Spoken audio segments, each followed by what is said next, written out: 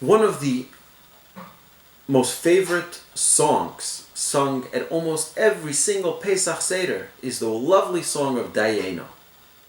The Dayeinu is a song we're saying, thanks to the Almighty. You didn't need to do everything that you did for us in our redemption from Egypt, in our survival in the desert, and eventually leading us into the land of Israel. You didn't need to do all that. We did that. You didn't need to split the sea, but you did it. Thank you. That Dayeinu, if you just split the sea. If you just sustained us in the desert, Dayeinu, that would be enough. And we thank you for that.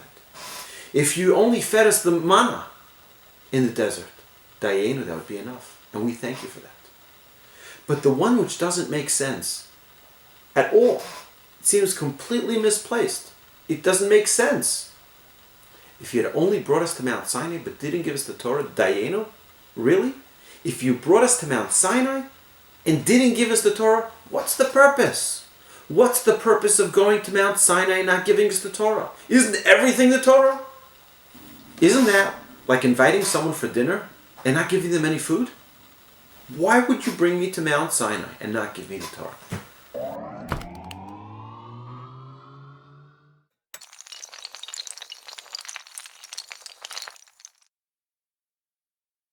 Did you ever travel, go on vacation someplace?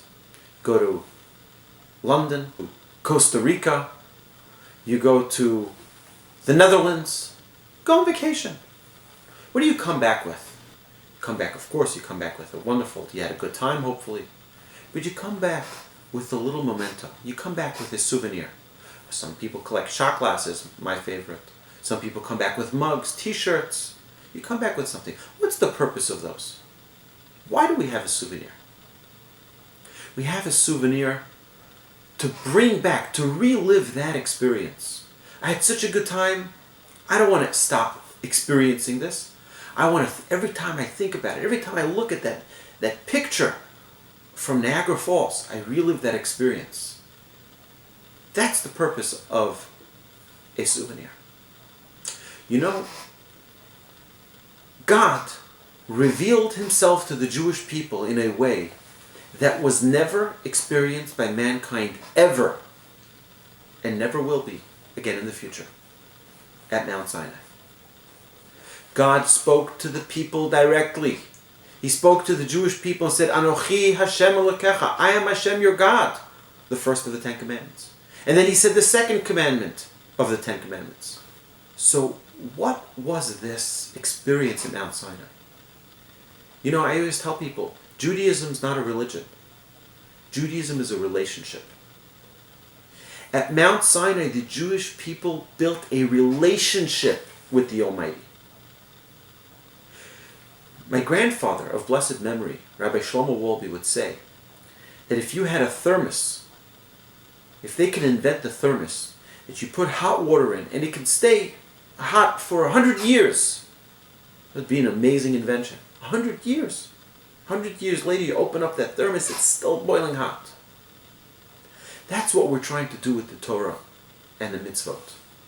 The observance of the mitzvot, their main objective is to bring back that freshness, that unbelievable relationship that we experienced at Mount Sinai. That's what we're trying to relive with every single mitzvah that we observe. Because that relationship, that revelation at Mount Sinai was so awesome. We're trying to relive it with every mitzvah. This also explains why so many mitzvot always go back to the redemption from Egypt. Because the reason we have all those mitzvot, the reason we have all those commandments, is for one main purpose: to bring back that relationship with the Almighty, that unification with God. So whether it's the mitzvah of tzitzit, Shabbat, whether it's, we say, Zecher L'Tziat Mitzrayim, it's bringing back, recalling that relationship. That's what we're trying to relive. We're trying to reignite that revelation, every mitzvah that we do.